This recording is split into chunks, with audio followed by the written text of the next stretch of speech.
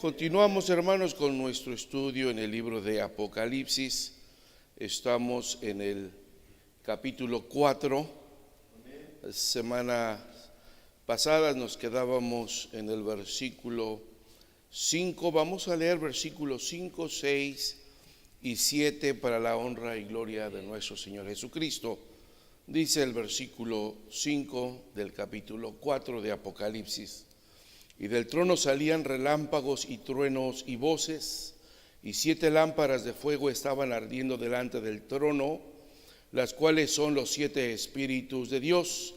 Y delante del trono había como un mar de vidrio, semejante al cristal, y en medio del trono y alrededor del trono 4 seres vivientes, llenos de ojos, delante y detrás. Y el primer ser viviente era semejante a un león, y el segundo semejante a un becerro, y el tercero tenía cara como de hombre, y el cuarto semejante a un águila volando. Bendito sea el Señor. Ocupen su lugar, hermanos.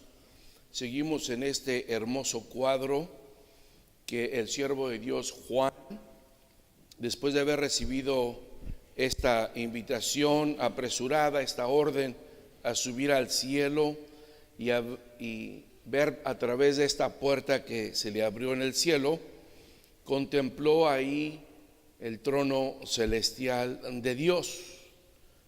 Ahora está describiéndonos todo lo que él ha alcanzado a ver en esta escena celestial. Versículo 5, veíamos que había estas 7 lámparas ardiendo, antorchas externas, significaban el juicio de Dios, a diferencia de una lámpara que es interna. Esas son externas, y esas ardían delante del trono, los cuales son o simbolizan los 7 espíritus de Dios. Ya lo vimos esto la semana pasada. Vamos a entrar al versículo 6. Delante del trono había como un mar transparente, semejante al cristal, y en medio del trono y alrededor del trono 4 seres vivientes, llenos de ojos por delante y por detrás. Este texto va a tener algunas palabras diferentes a nuestra traducción en la Reina Valera, y la razón es porque tratamos de ser un poco más literales en la traducción. Aquí nos dice este versículo, está el trono. Juan sigue viendo este trono, y delante del trono había como un mar transparente, semejante al cristal. En el tiempo en el cual el siervo de Dios Juan tiene esta visión, el vidrio era una rareza en las casas, en los palacios. Lo que se lograba como vidrio o como cristal, pues era un vidrio muy opaco. Todavía no se había perfeccionado a través de los químicos que necesita el vidrio para que sea completamente transparente o refleje como el cristal el día de hoy. Entonces el vidrio era una rareza en la época del Nuevo Testamento, y vidrio claro como el cristal era virtualmente imposible de fabricarse. Primera de Corintios 13, 12 también se habla acerca de esta figura del cristal o del vidrio. Aquí hay un mar de vidrio que señala tanto la magnificencia como la santidad transparente de Dios. Vamos a tratar de ver, de investigar qué es este mar transparente. Imagínese, transpórtese usted al cielo, y en este cuadro celestial ve usted al trono, ve un arco iris que lo más probable es que es totalmente en círculo, tanto arriba del trono como abajo, color esmeralda. Hay unos seres vivientes que ahorita vamos a ubicarlos, ver dónde estaban. Están los otros 24 tronos alrededor con 24 ancianos, pero delante de este trono, así como piso, hay un mar transparente, dice, semejante al cristal, o sea, completamente transparente, cristalino. Bueno, ¿qué puede ser esto? ¿Qué puede ser? ¿Qué simboliza esto? Es evidente que Juan encuentra dificultad para describir el entorno del trono de Dios. Primeramente dice que estaba delante del trono y que había algo así como un mar de vidrio. Sin duda, la figura usada en la comparación trasciende la capacidad humana para describir lo que él está viendo. Él utiliza las palabras como un mar, o sea, no era un mar, como un mar, transparente, semejante, no era cristal, semejante. Si son términos que nos arrojan luz de que Juan está teniendo dificultad para explicarnos qué es lo que realmente está viendo. Y hay diferentes posturas para este mar. Algunos consideran que era simplemente así como un pavimento embellecido de algo que parecía como cristal, que reflejaba o brillaba en el piso. Algunos otros piensan que este mar representa, por su nitidez, por su claridad, la santidad que debemos de tener antes de acercarnos al trono de Dios. La santidad puede verse simbolizada por la nitidez, la claridad de este mar. Vamos a observar que dice que está delante del trono. Antes de entrar a la presencia de Dios, como en el Antiguo Testamento, hermanos, donde ningún sacerdote entraba en el tabernáculo sin antes pasar por la fuente de la purificación. Hay dos cosas que podemos entender. Estas fuentes de purificación donde los sacerdotes se lavaban las manos, se lavaban los pies, los brazos, antes de entrar a la presencia de Dios. Otros creen que simbolizaba ese tremendo mar, a lo que le llaman mar, este contenedor de agua grande, tremendo, estaba cargado por unas figuras de animales y que simboliza la purificación antes de entrar al tabernáculo, a la presencia de Dios. Pero en una vista más cercana a las imágenes que nos presenta el siervo de Dios Daniel y en Éxodo, hay un indicio de que Juan está mirando los poderes caóticos del mar, ahora calmados por la soberanía de Dios. En otras palabras, tanto en Daniel como en Éxodo, el mar tiene un significado, tiene un simbolismo de algo caótico. Cuando dicen las olas del mar, la tormenta en el mar, es un símbolo de problema, de caos, de dificultades. Sin embargo, es posible que Juan ahora está mirando ese mar caótico de problemas, pero de una manera calmada, tranquila. Cuando Juan dice más adelante que ya no hay mar, porque en el capítulo 21, versículo 1 nos va a decir, ya no hay este mar. En otras palabras, cesaron los problemas, cesó el caos en la tierra, la violencia. Quiere decir que todo mal en la tierra no solo será derrotado, sino también erradicado cuando el reino de Cristo se establezca consumadamente en la tierra.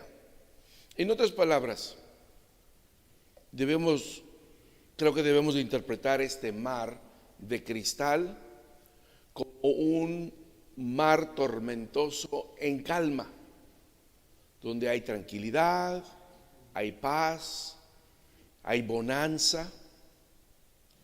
Y quiere hacer un contraste en que allá en el cielo, donde está el trono de Dios, las cosas están en orden. Hay paz, hay tranquilidad, hay bonanza. Mientras tanto, en este momento, porque se van a empezar a abrir los 7 sellos del rollo, se van a empezar a derramar las copas de la ira de Dios. Bueno, en la tierra hay caos, hay tormenta, hay vicisitudes, hay problemas, hay un mar agitado de caos. Mientras en el cielo, en la presencia de Dios, todo es bonanza, tranquilidad. Es una manera de decirle a la iglesia que estaba siendo perseguida en el primer siglo, o a la iglesia del día de hoy que es perseguida en diferentes partes del mundo, que deben de tener paciencia y esperar en Dios, pero cuando lleguemos a su presencia habrá paz, calma, tranquilidad. Usted se ha parado a la orilla del mar en un día tempestuoso y ha visto esas olas como golpean el muelle, o ir en una embarcación y hay embarcaciones muy grandes que son golpeadas por las olas y los voltean, los hunden. Pero qué diferencia cuando nos acercamos a la playa y es un día tranquilo, de viento solano, tranquilo, sereno. Es hermoso ver la playa, oír el sonido de las olas. Muy diferente que cuando es un caos. Creo que eso es lo que quiere presentar el Señor a Juan, para que sea transmitido a la iglesia que está siendo perseguida en el primer siglo. En otras palabras, donde está el Todopoderoso, hay calma, hay tranquilidad, la presencia de Dios en santidad hace que las cosas estén en orden, mientras en la tierra hay un caos tremendo. Y continuamos con nuestro texto, dice, y en medio del trono, y alrededor del trono, 4 seres vivientes. Algunas Biblias traducen criaturas vivientes, pero no es correcto tomar esta palabra, porque cuando hablamos de las criaturas, estamos hablando acerca de lo creado aquí en la tierra. Nosotros somos criaturas, los animales son criaturas, son creación de Dios, pero aquí en la tierra.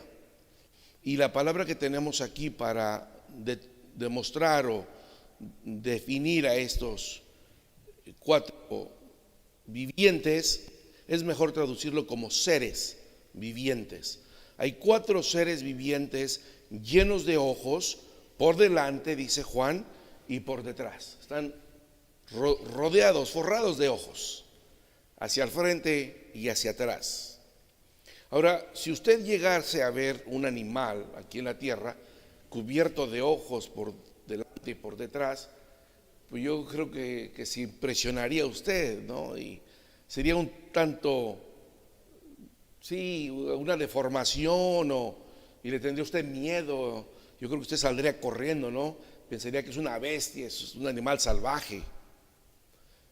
Bueno, esto es lo que pudiéramos pensar. Sin embargo, en el cielo significa otra cosa. Recuerde que Apocalipsis quiere decir que es un lenguaje a base de figuras, símbolos, números que tienen un significado.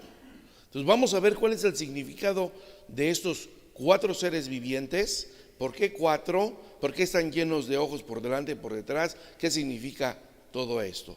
Porque a través de los años han surgido muchas preguntas y pocas respuestas para identificar a estos seres vivos o vivientes. Y no pretendo tener yo la respuesta exacta a lo que son, pero sí necesitamos tratar de definir quiénes son estos seres vivientes.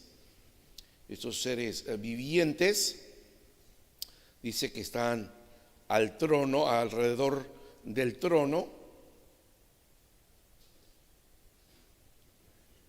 y podría ser que uno estuviese delante del trono, así uno a la derecha, uno a la izquierda y uno atrás. Así de entrada, ¿qué significa esa posición? ¿Qué puede significar? Uno acá, dos acá y uno atrás del trono.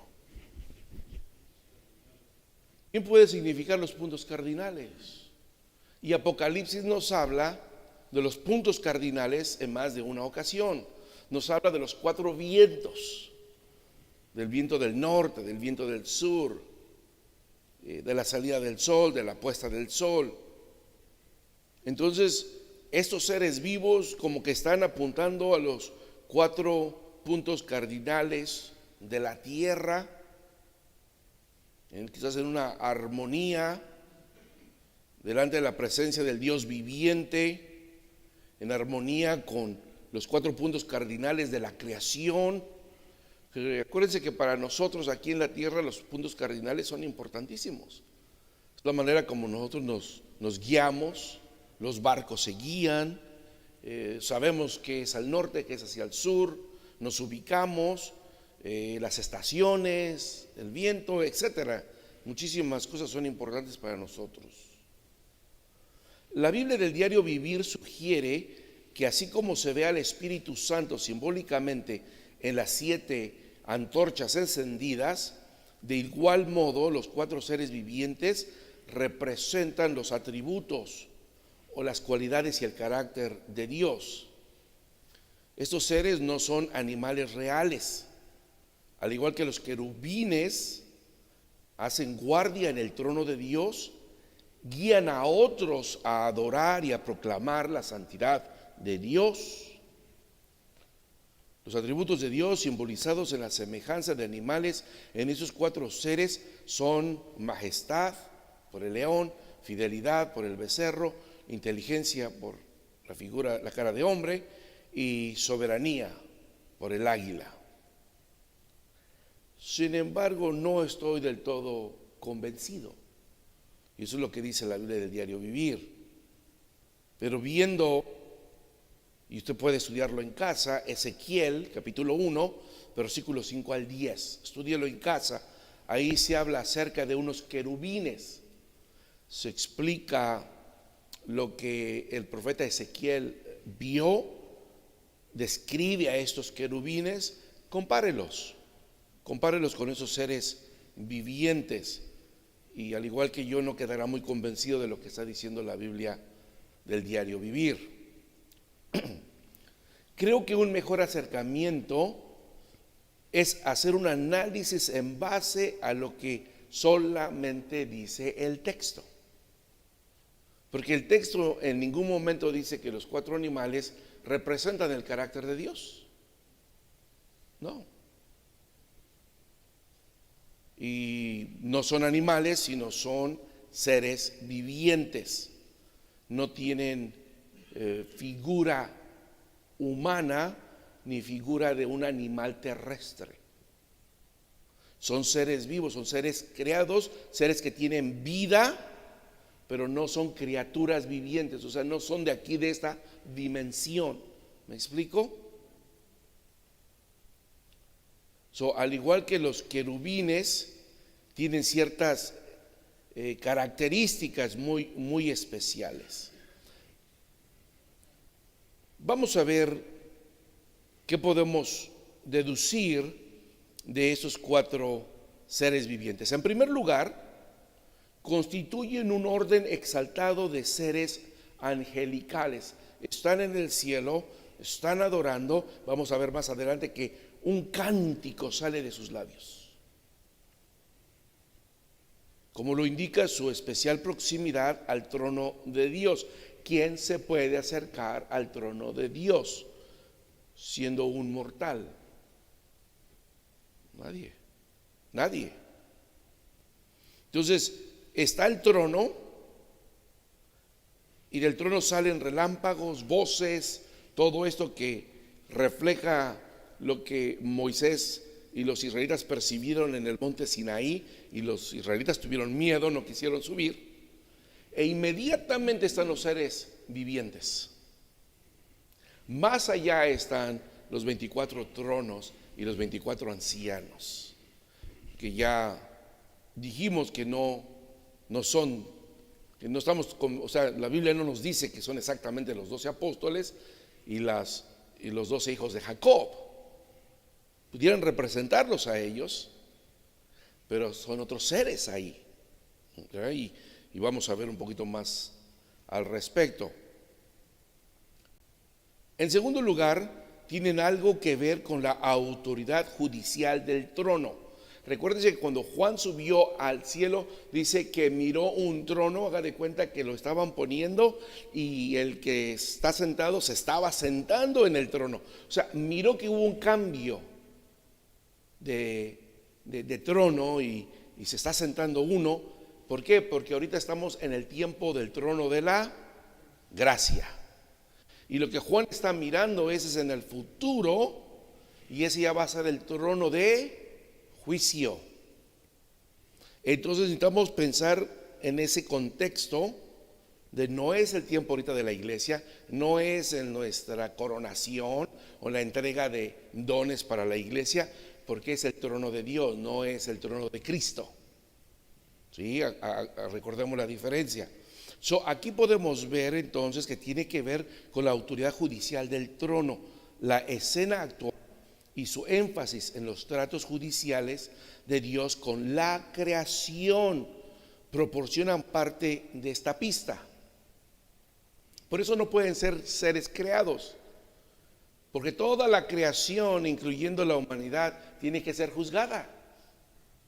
Solo que la iglesia pasará por un juicio diferente porque se ha acercado a la cruz de Cristo. Pero el resto de la humanidad y toda la creación tiene que pasar por el juicio de Dios. A esto se suma la sugerencia de que el número 4 habla de universalidad, como los 4 vientos. Esa es la señal reconocida de la creación, especialmente porque es el testimonio y la manifestación de Dios. Las cuatro semejanzas representan cada uno también parte de la creación animal. No son animales, pero están representando. El primero que se menciona según nuestra Biblia, ¿qué es? Como un león. El segundo dice becerro, es un toro pequeño, ¿okay? Y el siguiente tiene cara como de hombre, y el último es un ave, ¿sí? Bueno, entonces de alguna manera pueden representar la parte de la creación animal. Su participación en la administración de la justicia divina es evidente más adelante en Apocalipsis 6:1, Apocalipsis 6:5, Apocalipsis 6:7, etc. Recuérdense que dentro de las reglas de la hermenéutica, para buscar una interpretación correcta, primero tenemos que ir al contexto inmediato, ¿sí? Y luego al cercano. El inmediato son capítulo anterior, capítulo después. Cercano es el libro y libros del mismo autor, y luego el lejano puede ser libros del Nuevo Testamento, y de ahí toda la Biblia, ¿sí? Lo primero es ir los capítulos y al mismo libro. En tercer lugar, su representación de la creación animada también es evidente. La relación de esos 4 con la creación se refleja en el cántico, y lo vamos a ver más adelante, de Apocalipsis 4:9 al 11.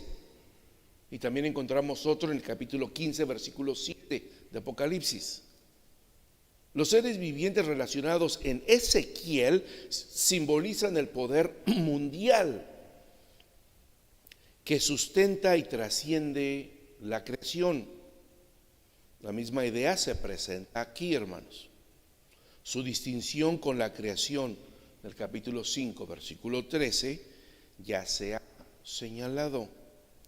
Pero es posible que, como seres angelicales, sean recordatorios de la inmanencia divina en la naturaleza, o sea, la participación de la divinidad en la naturaleza, en la creación, y al mismo tiempo mantengan su distinción con el mundo creado. O sea, ¿qué similitud hay? Lo que está en la tierra, que es creado, pues está haciendo una figura en el cielo para que Juan la vea y pueda ver en estos seres vivientes, angelicales, la representación de lo creado. En otras palabras, haga de cuenta que si en el cielo hubiera un hombre blanco, un hombre negro, un asiático y un hispano, y Dios les da a ellos la autoridad para que desciendan y vayan y juzguen. El hombre negro va a juzgar a los negritos, a los morenitos, el blanco va a juzgar a los blancos, ¿me explico? Algo así es lo que está mirando Juan, que estos ángeles o esta clase especial de ángeles representan o simbolizan los juicios de Dios hacia la creación de Dios. En cuarto lugar, la analogía de estos seres angelicales con los serafines de Isaías 6, 1 al 3. Si por ahí también que lo estudien en casa, tiene mucha similitud. Hay diferencias, pero estamos mirando las similitudes aquí. Y al igual que los querubines, pero ahora en Ezequiel 10:2 y 10:14, es evidente la analogía de ambos casos con Apocalipsis. En otras palabras, estos seres pertenecen a un orden superior de ángeles, quizás el más elevado que desconocemos hasta este momento. Sinceramente, poco sabemos de los ángeles y de las huestes celestiales, y realmente cuáles son todas sus funciones y sus capacidades, no las conocemos. La Biblia nos da indicios, por ejemplo, de ángeles, querubines, arcángeles, serafines. Y hasta ahí termina nuestro conocimiento de la escala de los ángeles, sí, de la escala de los ángeles. Pero no, Lucifer era un ángel también, pero fue diferente categoría. Un querubín especial. Entonces, nos dan a entender estos versículos, esos textos de Isaías y de Ezequiel, junto con Apocalipsis, que estamos mirando aquí quizás un rango de ángeles más elevado, comparable a los seres descritos en estas fuentes del Antiguo Testamento. Ahora, estos están llenos de ojos, como los querubines de Ezequiel 10:12, aunque en diferente lugar los ojos de los que miró Ezequiel. También hay ojos presentes, pero en diferentes lugares, porque tienen diferente significado en aquel lugar. Los ojos significan lo mismo, la ubicación de los ojos significan otra cosa. Por eso es importante compararlo con Isaías y con Ezequiel para darnos cuenta. Ciertas diferencias entre los seres vivientes de Apocalipsis y los querubines y serafines del Antiguo Testamento sí son obvias, pero las notables similitudes entre ellos obligan a asignar a los cuatro seres de Apocalipsis a un orden angélico comparable a los del Antiguo Testamento. O sea, hay mucha evidencia de que esos seres vivientes no son animales, no son seres terrestres, sino son seres angelicales. Y es importante tomarlo en cuenta. Vamos adelante, dice, llenos de ojos por delante y por atrás. Esta expresión entonces sugiere tanto el conocimiento intrínseco, subjetivo, como el conocimiento objetivo de los 4 seres vivientes. Los ojos sugiere conciencia, vigilancia y discernimiento, no solo en lo intrínseco, sino también en la vigorización espiritual que sustenta la creación. O sea, no solamente en lo que ellos pueden alcanzar a ver. Cuando ellos tienen ojos por delante y por detrás y son enviados del cielo a una misión en la tierra, lo intrínseco puede ser aquello que ellos alcanzan a ver a su alrededor. Totalmente a su alrededor. No importa si están de frente o están de espaldas, ellos están conscientes de todo a su alrededor. Tienen conciencia de todo lo que está pasando a su alrededor. Pueden estar vigilando, viendo y discerniendo todo a su alrededor. Eso es lo que los ojos significan. En el versículo 8, sección B, dice: y alrededor y aún por dentro estaban llenos de ojos. Esta expresión sugiere tanto el conocimiento de lo que alcanzan a ver, pero también como subjetivo o conocimiento espiritual.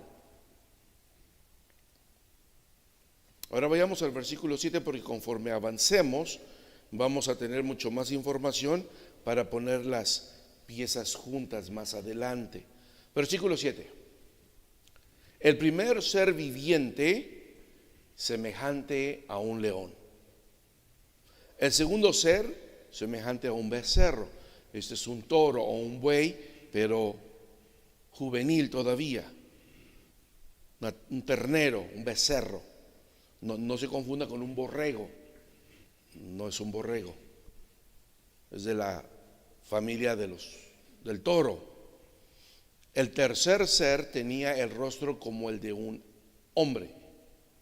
Y el cuarto ser semejante a un águila volando.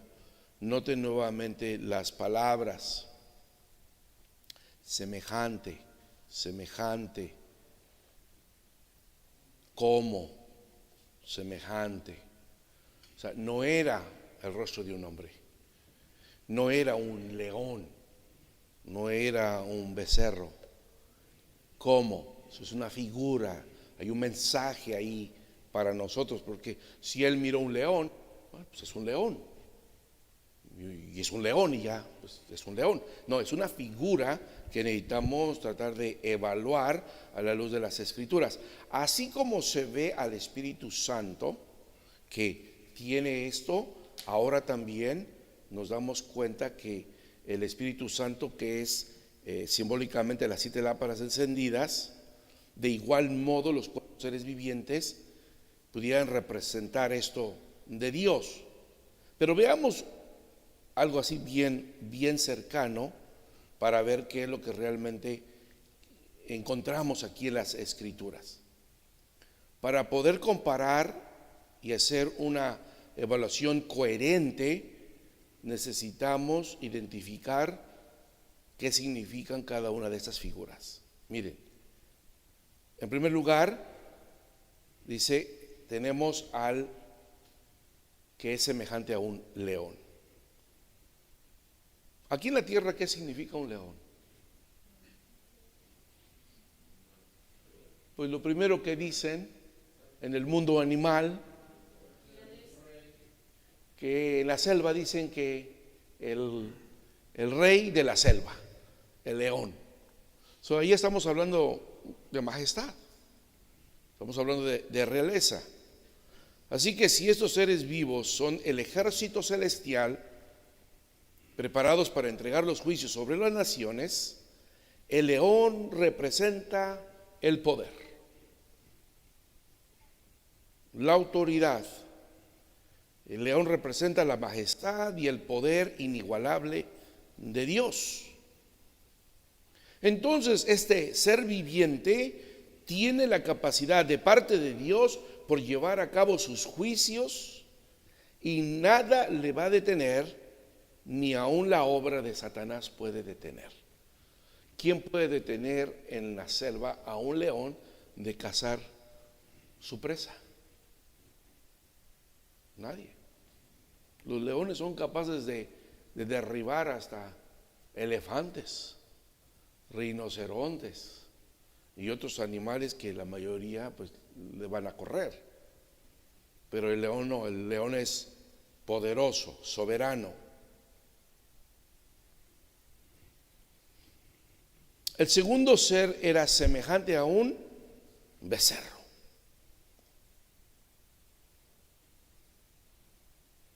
En la antigüedad se miraba a los becerros como fuente de sustento. Aquella persona que tenía una grande manada de toros y de vacas, pues le interesaban que sus vacas estuvieran produciendo becerros, ¿verdad? Entonces llegaron a simbolizar una fuente de sustento, pero también son animales que cuando crecen son buenos para el trabajo. Un buen par de bueyes pueden trabajar todo el día jalando una yunta y arar una buena parcela. Los terneros, al igual que los bovinos adultos, en lo que se van a convertir un día, eran símbolo de estabilidad económica y prosperidad. Además de sugerir prosperidad, la juventud del ternero sugiere fuerza, energía. Es fiel para el trabajo. Yo nunca he trabajado con una yunta, no les puedo decir, ¿verdad?, con más detalles, pero quien ha trabajado con una yunta saben que esos animales le trabajan todo el día, y al otro día los lleva usted a trabajar nuevamente. Son fieles a su trabajo, son animales llenos de energía, representan fuerza, como dice el Salmo 29:6, Malaquías 4:2. Así es que el becerro significa la fidelidad de las huestes celestiales para obedecer la orden o las órdenes de Dios y para cumplir sus planes futuros. En otras palabras, estos seres vivientes no se van a echar para atrás llegado el momento en que tengan que impartir de parte de Dios los juicios sobre la tierra. Porque no va a ser fácil, hermanos. Va a haber mucho dolor, va a haber mucha sangre derramada, va a haber muchas lágrimas.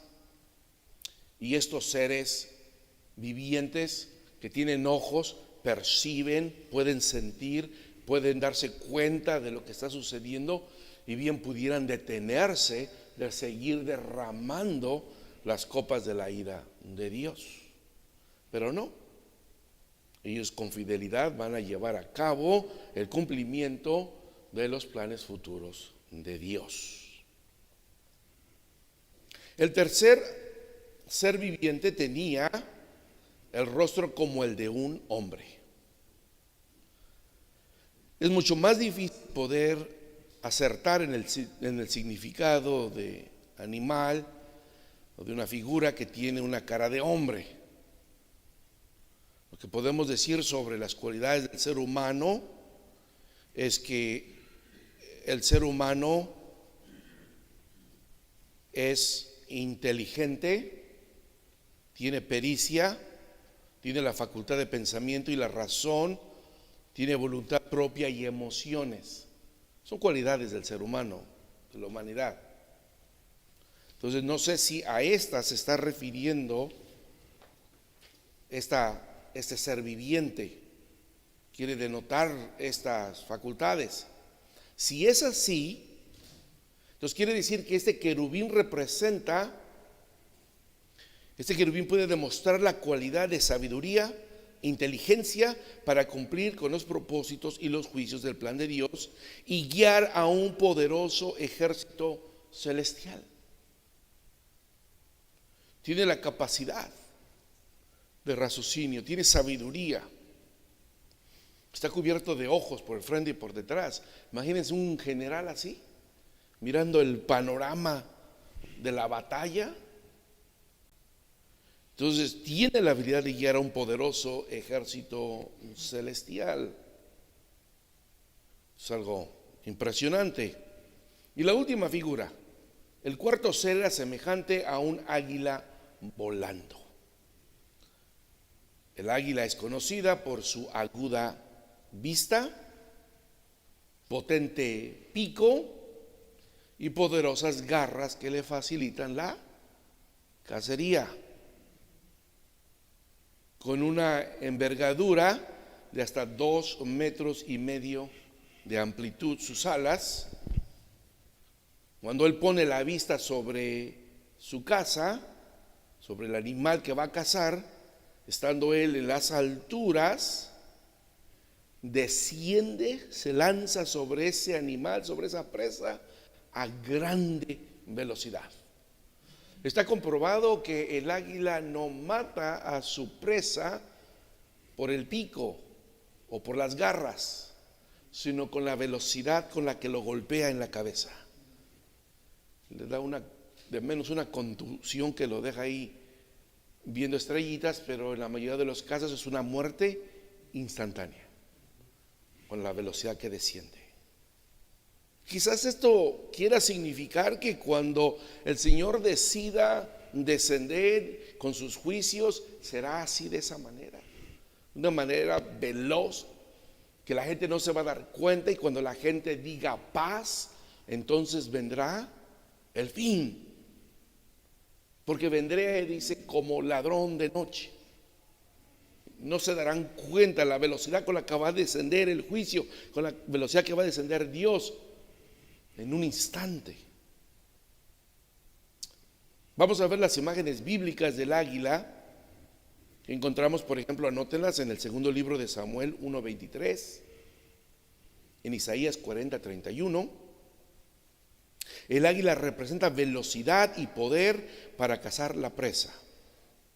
Jeremías 4:13, el águila simboliza la velocidad y el poder tanto de la liberación como de la destrucción divina. Si un águila puede venir de repente a liberar, pero también viene a destruir. Al hablar de cómo liberó a Israel de Egipto, el Señor dice: ustedes mismos han visto lo que hice con Egipto y cómo los tomé sobre alas de águila y los traje a mí, dice el Señor. Éxodo 19:4. O sea que cuando se cumplió el tiempo de Dios, fue inminente el rescate de Israel de las garras de Faraón en Egipto. Y nadie pudo detener a esta águila. Imágenes similares de la protección de Dios como un águila veloz y poderosa se encuentran en Deuteronomio 32:11, mismo en Apocalipsis 12:14. Pero en Isaías 40:31, este es el famoso pasaje que relata la fuerza renovadora de Dios que da a sus seguidores. Y dice: pero los que esperan en el Señor renovarán sus fuerzas, levantarán alas como las águilas, correrán y no se cansarán, caminarán y no se fatigarán. Así que cuando tenemos la oportunidad de observar a un águila volando en el firmamento, y si un día tiene la oportunidad de ir por aquella región del estado de Oregón, hay un río ahí que desemboca muy grande en el estado de Oregón hacia el mar, camino al estado de Washington, y ahí usted puede ver un gran número de águilas de cabeza blanca, de las águilas que representan aquí la República de Estados Unidos, muy hermosas, y las puede ver cerca, y como es el río que está desembocando en el mar, pues no hay nada que le estorbe a su vista, y las puede contemplar y verlas hermosamente como graciosamente vuelan en el firmamento. Si usted tiene la oportunidad de ver esa vista, usted va a poder captar sus movimientos coordinados, graciosos, pero sobre todo majestuosos. Entre los 4 seres vivientes, el águila representa entonces la soberanía y majestad para llevar sus planes de principio a fin. No hay ningún detalle de los acontecimientos de los últimos días que no esté bajo la vista y el control de Dios, hermanos. Por más distante que haya un acontecimiento en los planes futuros, Dios, como el águila, tiene los ojos puestos sobre de ellos. Además, Dios está siempre presto para defender a sus escogidos y para traer juicio sobre los malvados. Así es que el águila viene a representar al Dios protector, defensor para la iglesia perseguida, para la iglesia que sufre, para darle esperanza a la iglesia del primer siglo que estaba bajo el dominio romano y que era perseguida por los emperadores romanos. Ya habían pasado Nerón, el enemigo número 1 del cristianismo. Así es que las cosas no estaban tranquilas para la iglesia, pero estos versículos para la iglesia del primer siglo, del tiempo de Juan el apóstol, es un refrigerio para en medio de su sufrimiento. Versículo 8. ¿Qué hacen estos 4 seres vivientes? ¿Por qué están ahí? Los 4 seres vivientes, dice el versículo 8, cada uno de ellos teniendo 6 alas, estaban llenos de ojos alrededor, o sea, por delante y por detrás, como lo habíamos visto, pero ahora Juan presenta otro detalle y dice, y por dentro. Y por dentro, o sea, ya no es solamente por el frente y por atrás, sino ahora es por dentro. Y día y noche no cesaban de cantar. No cesaban de cantar. Santo, santo, santo es el Señor Dios, el Todopoderoso, el que era, el que es y el que ha de venir. Estos 4 seres vivientes, aparte de lo que representan cada uno de ellos, están ahí para confirmar, afirmar que Dios es santo, que Él es el Todopoderoso, que el que está sentado en el trono, en el capítulo 4, Dios, en el capítulo 5, el Cordero, es el que era, el que es y el que ha de venir. Entonces ahora necesitamos ver de qué trata este hermoso cántico. Esta es una alabanza. Estos 4 seres vivientes que ya han sido descritos en versículos anteriores, ahora Juan agrega otro dato importante sobre estos seres vivientes y nos dice que cada uno de ellos tenía 6 alas. Es posible que haya una relación entre estos seres y los mencionados en Ezequiel 1:16, pero no se debe pensar que son los mismos. Hay similitudes, pero no creo que son los mismos. Los seres vivos que miró Ezequiel tenían 4 alas, mientras que los de Apocalipsis 4 tienen 6 alas. Juan no nos da algún indicio del uso o símbolo de las alas de estos seres, pero podemos pensar que tenía o que tiene una relación con la manera en la que adoran a Dios. Hay quienes tratan, y tenemos que tener cuidado, hay quienes tratan de alegorizar o espiritualizar estas figuras. Pero lo más conveniente es entender que estos seres vivientes son algún tipo de clasificación especial de ángeles y semejantes a los querubines mencionados en Ezequiel 10:15. No son los mismos de Ezequiel 1:16, pero tienen muchísimas similitudes a los de Ezequiel 10:15, donde esos querubines tenían también 6 alas. En Ezequiel 1:16 tienen 4 alas. En Ezequiel 10:15 y 10:20 tienen 6 alas. Dice que con las alas de arriba cubrían su rostro, con las de abajo cubrían sus pies y con las del centro volaban.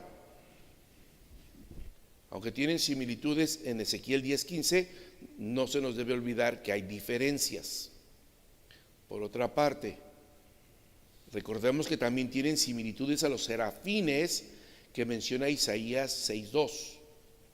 Dice, y encima de él estaban serafines, cada uno tenía 6 alas.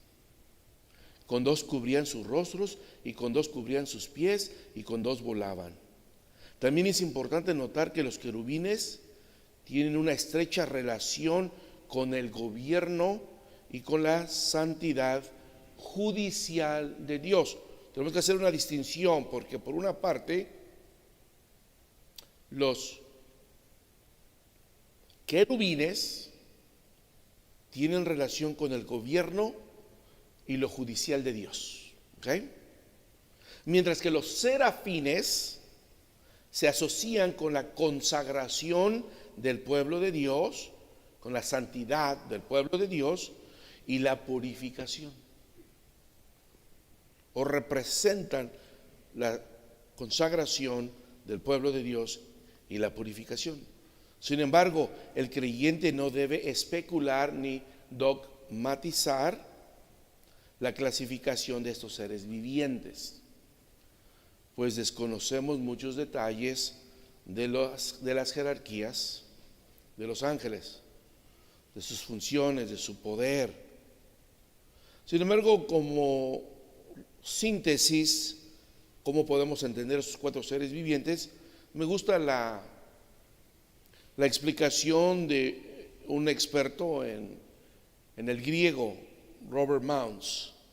Él es un profesor de griego y él dice, una interpretación congruente con toda la visión del recinto real demanda que entendemos los seres vivientes como un orden elevado de seres angelicales, quienes como guardianes inmediatos del trono guían al ejército celestial en adoración a Dios.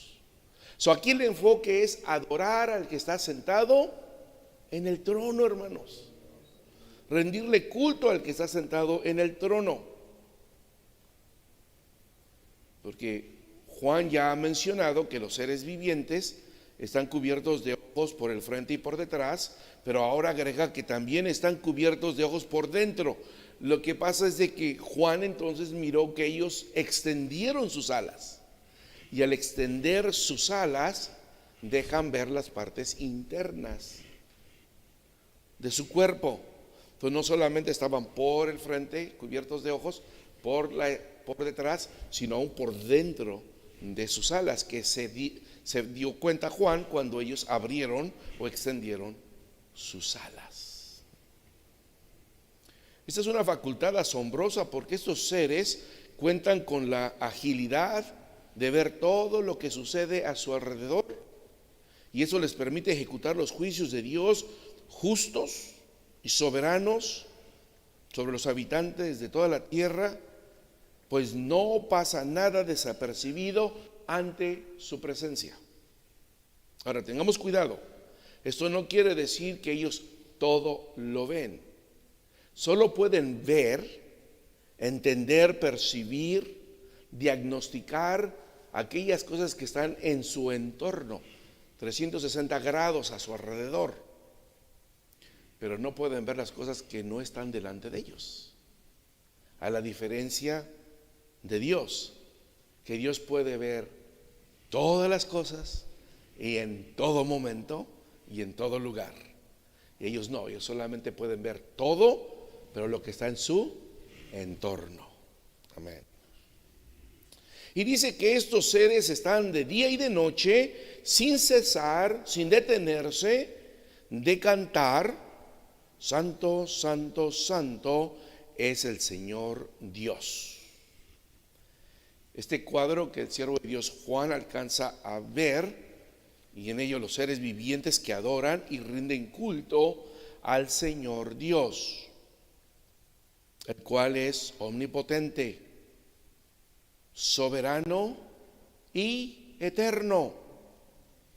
Como si los seres vivientes estuvieran diciéndole a las huestes celestiales en la adoración única y majestuosa que solo el que está sentado en el trono es merecedor de dicha adoración. Creo que esa es la referencia a Isaías 6:3, donde dice: y el uno al otro daba voces diciendo: santo, santo, santo, Jehová de los ejércitos, toda la tierra está llena de su gloria. Entonces ahora vemos que en el trono, tanto los serafines y los ángeles, que son invitados, llamados a adorar al que está sentado en el trono, ellos están dando estas voces. Sin embargo, dése cuenta que en Isaías 6:3 dice a Jehová de los ejércitos, pero aquí en Apocalipsis dice: y le cantaban al Señor Dios, el Todopoderoso. Hay un cambio de palabra. El cántico de Isaías 6 solamente dice Jehová de los ejércitos, que también se puede entender como el poderoso. O sea, es un general que viene con sus huestes celestiales. Él es el poderoso, el que viene con un grande ejército invisible de ángeles, arcángeles, serafines y querubines. Pero en Apocalipsis principalmente se destaca la soberanía de Dios. Cuando decimos Jehová de los ejércitos, estamos hablando del poderío que tiene Dios. Y cuando decimos el Todopoderoso, reafirmamos eso, pero además agregamos que Dios es soberano. Soberano. Así es que la palabra ejércitos aquí se sustituye por todopoderoso, porque la omnipotencia de Dios se revela en la soberanía y autoridad para llevar a cabo los juicios sobre los malvados y desobedientes. El Antiguo Testamento nos dice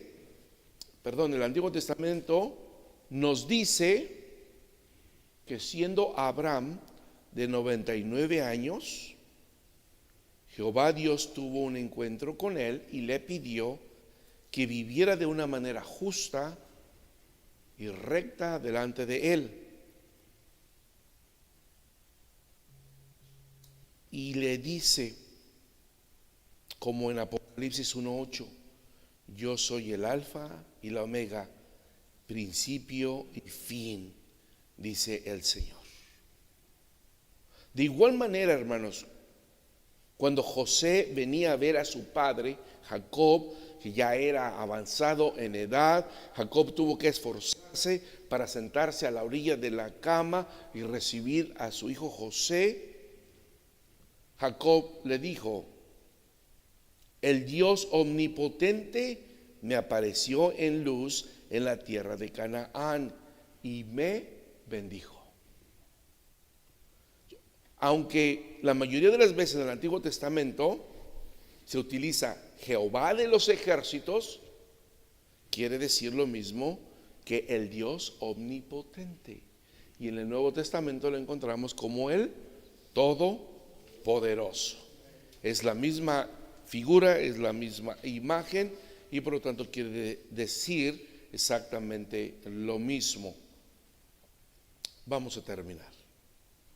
A diferencia de Isaías 6:3, donde dice toda la tierra está llena de su gloria, Apocalipsis 4:8 dice el que era, el que es y el que ha de venir.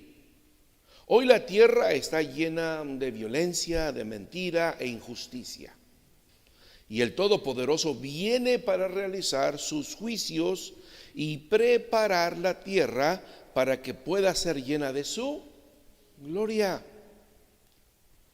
Para que nuevamente la tierra sea llena de su gloria, como lo fue antes de la caída del hombre. Así estaba la tierra, llena de la gloria de Dios. Acababa el Señor de crear los cielos y la tierra, al hombre y a la mujer, y los puso en el huerto. Las cosas en la tierra también estaban como ese mar de cristal, tranquilas, en paz, sin caos, sin violencia. Pero cuando el hombre pecó y cayó de la gracia de Dios, entró la violencia, entró las turbulencias a ese mar aquí en la tierra. Pero el Señor va a restaurar todo esto en su soberanía, porque Él dice que Él era, en otras palabras, Él ha existido aún en la eternidad pasada. Él es el que es el día de hoy, está vigente, existe, permanece desde la eternidad pasada hasta nuestro día. Y Él es el que ha de venir, nosotros. En otras palabras, y en conclusión, nuevamente se introduce el concepto del Antiguo Testamento sobre la autoexistencia de Dios, guardador del pacto. Como Apocalipsis 1:4, donde dice Juan a las 7 iglesias que están en Asia: gracia sea con vosotros y paz del que es y que era y que ha de venir. La expresión enfática, el que era, entonces recalca la inmutabilidad del Creador. O sea, Él no ha cambiado. El propósito original de la creación permanece inalterable, pues es darle la gloria a Dios. Dios creó los cielos y la tierra y a los hombres y a los animales y a las aves del campo para que todo le diera la gloria a Dios. Pero ese plan se truncó. El que era va a restaurar esta creación, incluyendo al hombre, para que el plan original permanezca inalterable de darle toda la gloria a Dios.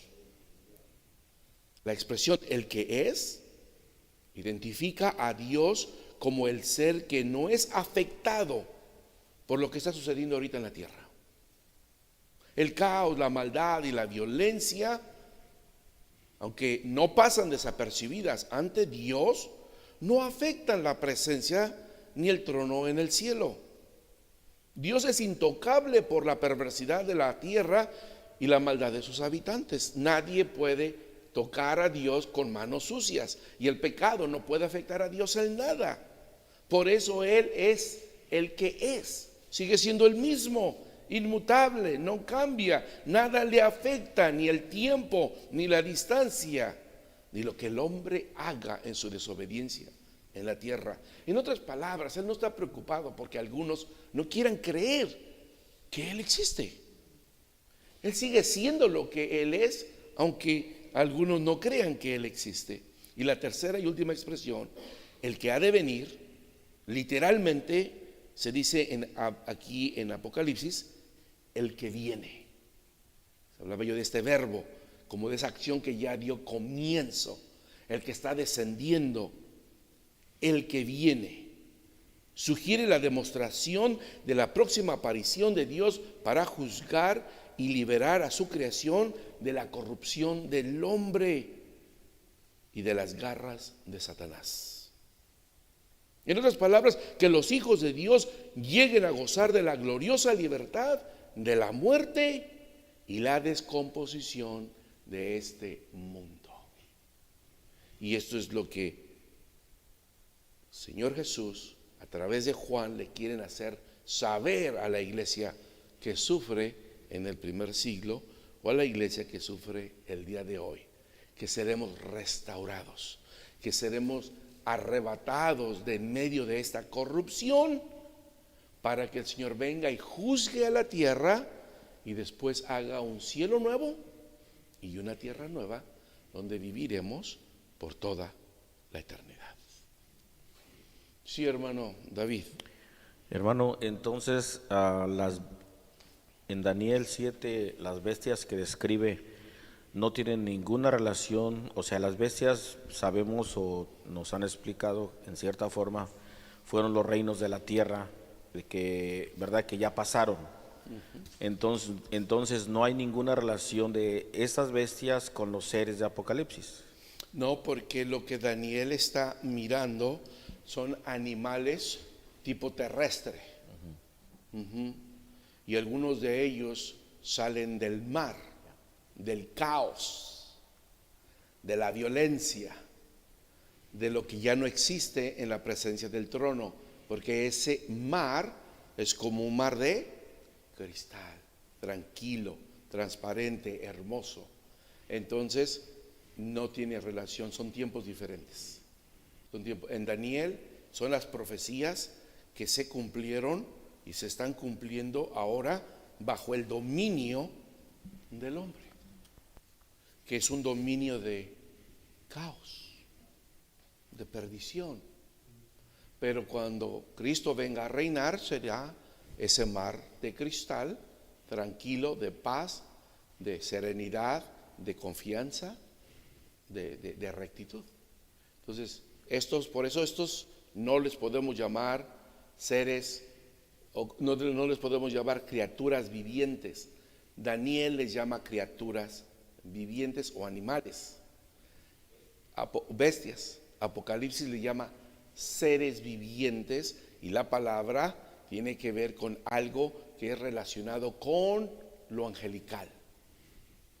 Están vivos, de la palabra sao o seo, de donde sacamos zoológico, vivientes, pero no son criaturas vivientes, sino seres vivientes, porque reflejan la línea de los ángeles.